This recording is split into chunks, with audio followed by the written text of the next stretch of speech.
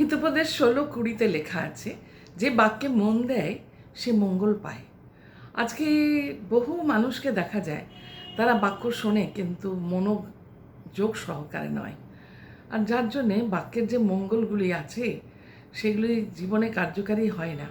যদি আমরা মন দিয়ে শুনি, পড়ি আর পালন করি, তাহলে সমস্ত মঙ্গল আমাদের জীবনে আসবে। যে বাক্যে মন দেয় সে মঙ্গল পায়, যে সদা প্রভুতে নির্ভর করে সে ধন্য।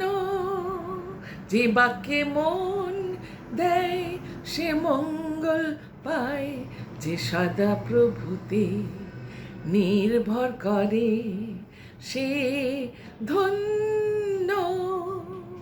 বাক্যে মন দাও, মন দাও, বাক্যে মন দাও, মন দাও। যে বাক্যে মন দেয় সে মঙ্গল পায়, যে সদা প্রভুতে নির্ভর করে সে ধন্য। হিতোপদেশ 16:20, হিতোপদেশ 16:20, হিতোপদেশ 16:20, হিতোপদেশ 16:20। যে বাক্যে মন দেয় সে মঙ্গল পায়, যে সদা প্রভুতে নির্ভর করে সে ধন্য।